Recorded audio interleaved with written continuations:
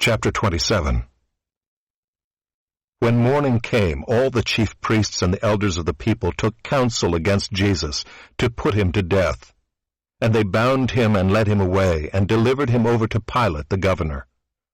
Then when Judas, his betrayer, saw that Jesus was condemned, he changed his mind, and brought back the 30 pieces of silver to the chief priests and the elders, saying, "I have sinned by betraying innocent blood." They said, "What is that to us? See to it yourself." And throwing down the pieces of silver into the temple, he departed, and he went and hanged himself. But the chief priests, taking the pieces of silver, said, "It is not lawful to put them into the treasury, since it is blood money." So they took counsel and bought with them the potter's field as a burial place for strangers. Therefore that field has been called the field of blood to this day. Then was fulfilled what had been spoken by the prophet Jeremiah, saying, "And they took the 30 pieces of silver, the price of him on whom a price had been set by some of the sons of Israel, and they gave them for the potter's field, as the Lord directed me." Now Jesus stood before the governor, and the governor asked him, "Are you the king of the Jews?" Jesus said, "You have said so." But when he was accused by the chief priests and elders, he gave no answer. Then Pilate said to him, "Do you not hear how many things they testify against you?" But he gave him no answer, not even to a single charge, so that the governor was greatly amazed. Now at the feast the governor was accustomed to release for the crowd any one prisoner whom they wanted. And they had then a notorious prisoner called Barabbas. So when they had gathered, Pilate said to them, "Whom do you want me to release for you, Barabbas or Jesus who is called Christ?" For he knew that it was out of envy that they had delivered him up. Besides, while he was sitting on the judgment seat, his wife sent word to him, "Have nothing to do with that righteous man, for I have suffered much because of him today in a dream." Now the chief priests and the elders persuaded the crowd to ask for Barabbas and destroy Jesus. The governor again said to them, "Which of the two do you want me to release for you?" And they said, "Barabbas." Pilate said to them, "Then what shall I do with Jesus, who is called Christ?" They all said, "Let him be crucified." And he said, "Why? What evil has he done?" But they shouted all the more, "Let him be crucified." So when Pilate saw that he was gaining nothing, but rather that a riot was beginning, he took water and washed his hands before the crowd, saying, "I am innocent of this man's blood. See to it yourselves." And all the people answered, "His blood be on us and on our children." Then he released for them Barabbas, and having scourged Jesus, delivered him to be crucified. Then the soldiers of the governor took Jesus into the governor's headquarters, and they gathered the whole battalion before him. And they stripped him and put a scarlet robe on him, and twisting together a crown of thorns, they put it on his head and put a reed in his right hand. And kneeling before him, they mocked him, saying, "Hail, King of the Jews!" And they spit on him, and took the reed and struck him on the head. And when they had mocked him, they stripped him of the robe and put his own clothes on him, and led him away to crucify him. As they went out, they found a man of Cyrene, Simon by name. They compelled this man to carry his cross. And when they came to a place called Golgotha, which means place of a skull, they offered him wine to drink mixed with gall, but when he tasted it, he would not drink it. And when they had crucified him, they divided his garments among them by casting lots. Then they sat down and kept watch over him there. And over his head they put the charge against him, which read, "This is Jesus, the King of the Jews." Then 2 robbers were crucified with him, one on the right and one on the left. And those who passed by derided him, wagging their heads and saying, "You who would destroy the temple and rebuild it in 3 days, save yourself. If you are the Son of God, come down from the cross." So also the chief priests, with the scribes and elders, mocked him, saying, "He saved others. He cannot save himself. He is the King of Israel. Let him come down now from the cross, and we will believe in him. He trusts in God. Let God deliver him now, if he desires him. For he said, I am the Son of God. And the robbers who were crucified with him also reviled him in the same way. Now from the 6th hour there was darkness over all the land until the 9th hour. And about the 9th hour Jesus cried out with a loud voice, saying, Eli, Eli, lama sabachthani. That is, my God, why have you forsaken me? And some of the bystanders hearing it said, This man is calling Elijah. And one of them at once ran and took a sponge, filled it with sour wine, and put it on a reed and gave it to him to drink. But the others said, Wait, let us see whether Elijah will come to save him. And Jesus cried out again with a loud voice, and yielded up his spirit. And behold, the curtain of the temple was torn in two from top to bottom. And the earth shook, and the rocks were split. The tombs also were opened, and many bodies of the saints who had fallen asleep were raised, and coming out of the tombs after his resurrection, they went into the holy city and appeared to many. When the centurion and those who were with him keeping watch over Jesus saw the earthquake and what took place, they were filled with awe and said, Truly, this was the Son of God. There were also many women there, looking on from a distance, who had followed Jesus from Galilee, ministering to him, among whom were Mary Magdalene, and Mary the mother of James and Joseph, and the mother of the sons of Zebedee. When it was evening, there came a rich man from Arimathea named Joseph, who also was a disciple of Jesus. He went to Pilate and asked for the body of Jesus. Then Pilate ordered it to be given to him. And Joseph took the body and wrapped it in a clean linen shroud, and laid it in his own new tomb, which he had cut in the rock. And he rolled a great stone to the entrance of the tomb, and went away.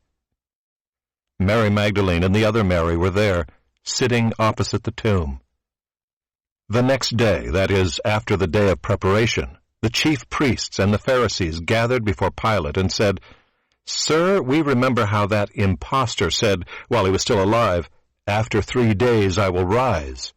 Therefore order the tomb to be made secure until the 3rd day, lest his disciples go and steal him away and tell the people, He has risen from the dead. And the last fraud will be worse than the first. Pilate said to them, You have a guard of soldiers. Go, make it as secure as you can. So they went and made the tomb secure by sealing the stone and setting a guard.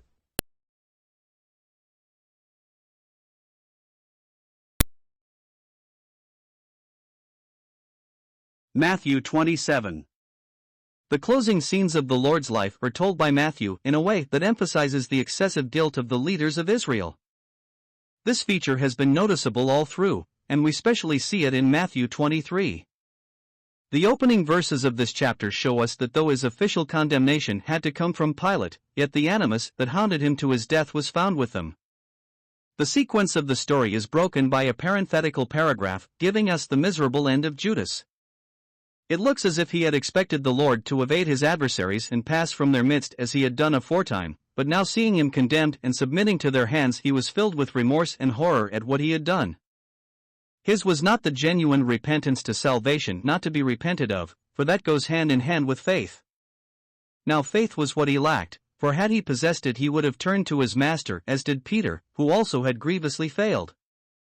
His eyes were open to his sin and he confessed it, while also confessing the innocence of Jesus, yet he flung himself out of life and into a suicide's grave.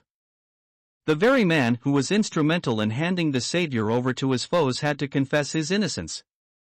God so ordained it, and this is very striking. The very name, Judas, has become a byword for iniquity, but Annas and Caiaphas were worse than he. Verse 4 shows this.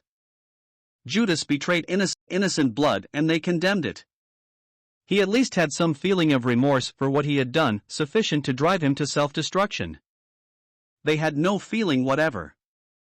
What was innocent blood to them? They had no compunction in shedding it, nor had they any fear of the God who requites evil.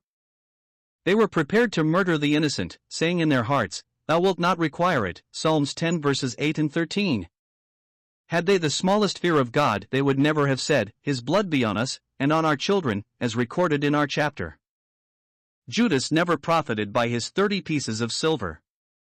Seduced and ultimately possessed by the devil, he threw away everything for nothing. That is always the end of the story when silly little men attempt to drive a bargain with the giant spirit of evil. The silver was now again in the hands of the priests and became the occasion for them to crown their other sins with supreme hypocrisy. With legal scrupulosity, they could not put it in the treasury because it was the price of blood. But who made it such? Why, they themselves. So they fulfilled the scripture by buying the potter's field. Their act became public, and thus the field acquired its name.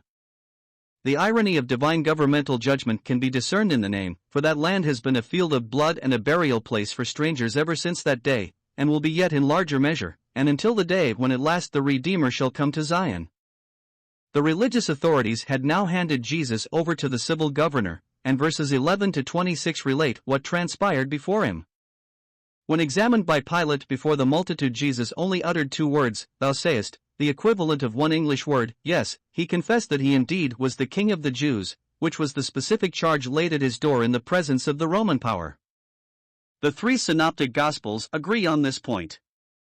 John records other questions raised by Pilate and answered by the Lord in the comparative privacy of the judgment hall, and three times he records Pilate going out from thence to the people. As far as the public examination was concerned, Jesus answered nothing, for there was really nothing to answer, as Pilate very soon perceived, though he marveled greatly. He was well versed in the subtle ways of the Jews, and his acute legal mind soon discerned that envy was at the bottom of the prosecution. On the other hand, he feared the people and wished to stand well with them. Hence Pilate had a strangely disturbed mind. To condemn Jesus, he must violate his judicial sense as well as his wife's dream and intuition. He was evidently agitated as the subterfuge failed, by which he hoped to extricate himself from the dilemma. The accusing multitude was agitated by the cunning priests and elders. The only serene figure in the terrible scene is that of the prisoner himself. We see Pilate virtually abdicating as to his judicial function in the case and throwing the responsibility on the people. He did not really absolve himself, of course, but it did lead to the people putting themselves under full responsibility for the blood of their Messiah. In verse 25 we find the explanation of the sorrows that fell upon the people, and that have continued to dog the footsteps of their children to this day. They have yet to face the great tribulation before the account is settled according to the government of God. Barabbas was released and Jesus condemned to be crucified, and next, verses 27 to 37, we see Jesus in the hands of the Roman soldiers. Here we see vulgar mockery, brutality, and at last the act of crucifixion. To complete his humiliation, they numbered him amongst the transgressors by placing a thief on either hand. There was no justice, no mercy, no ordinary compassion, whether he was in the hands of the religious, the civil, or the military authorities. Jew and Gentile alike condemned themselves in condemning him. Verses 39 to 44 show us how all classes united in reviling him as he was dying on the cross. Deep-dyed criminals have had to listen to stern words when they have been condemned to death, but we have not heard of even the most atrocious and depraved being mocked in their death agonies. Yet this is what happened when he who was the embodiment of all perfection, divine as well as human, was on the cross. There was no difference, save in the type of language used. They that passed by were the ordinary folk on business bent. The chief priests, with the scribes and elders, were the upper classes. The thieves also cast the same in his teeth. They represented the lowest, the criminal class, but they only followed the fashion in their crude and vulgar way. He was the Son of God and the King of Israel. He could have displayed his might then as easily as he will display it in judgment very shortly. Then he was displaying divine love by remaining where men had put him with wicked hands, and bearing the judgment of sin himself. Matthew does not develop this in a doctrinal way, but he does pass on to record the solemn 3 hours of darkness, about the end of which time the Holy Sufferer uttered with a loud voice the cry that had been written by the spirit of prophecy in the opening words of Psalm 22, 1,000 years before. The answer to the cry is supplied in the 3rd verse of the psalm, "Thou art holy, O thou that inhabitest the praises of Israel." A holy God can only dwell in the praises of sinful people if atonement be wrought by the bearing of sin's judgment. The forsaking was the inevitable result of the one who knew no sin being made sin for us. The onlookers knew nothing of this, indeed they did not seem able to distinguish between God and Elijah. After this there was, as verse 50 records, a last loud cry, and then the yielding up of his spirit. The actual words of that last cry are given us partly in John and partly in Luke. It was loud, showing that his strength was not impaired, and so the yielding up of his spirit was his own deliberate act. His death was supernatural, and it was at once followed by supernatural signs, indicating its significance and power. The first of these acts of God touched the veil of the temple, which typified his flesh, as Hebrews 10 tells us. Under the law the way into the holiest of all was not yet made manifest, Hebrews 9 verse 8, but now it is made manifest, for the death of Christ is the basis of our approach to God. The second act touched the material creation, for the earth quaked, the rocks were rent, and graves opened. The third touched the bodies of sleeping saints, and after his arising they arose and appeared to many in Jerusalem. A threefold witness was thus rendered in most striking manner. The first concerned the presence of God, but it took place in the type of the veil, which was seen by the eyes of the priests alone.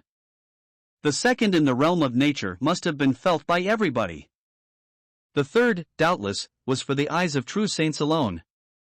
In addition to these signs, the sun had previously been darkened. There was ample witness to the wonder of that hour, yet we do not read of any being impressed save the centurion on duty and those with him. In his heart was wrought the conviction that here was the Son of God, the very thing that his own people denied, and still deny. As is often the case, when the men fail in courage and devotion, the women supply the lack. The disciples had disappeared, but many women lingered round the scene, though standing afar off. One man, however, came forward and had the courage to identify himself with the dead Christ, begging his body from Pilate, and he an unexpected one. He was a disciple of Jesus, but hitherto a secret one, as we are told in John's Gospel. Here was the rich man with the new tomb, who so acted that Isaiah 53 verse 9 was fulfilled. We know of nothing that Joseph of Arimathea did save this one thing. God never fails to have a servant of his will who shall fulfill his word. Joseph was born into the world to fulfill that one brief prophetic statement, and so, though men would have appointed his grave with the wicked, he was with the rich in his death. The women who were witnesses of his death and his burial were marked by devotion but not by intelligence.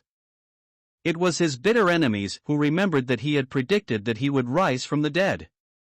Their hatred sharpened their memories and their wits, and led to their deputation to Pilate with a request for special precautions to be taken. His achievements in life they repudiated, regarding them as the first error. They dreaded lest his resurrection should be established, realizing that it would have far more potent effects. It would to their minds be the last error and worse than the first. It would inevitably vindicate him and condemn them, as they saw very well. As with Joseph, so with these men Pilate was in an acquiescent mood. Their request was granted, the watch of soldiers was set, but it does seem as if there was a touch of irony in his words, "Make it as sure as ye can."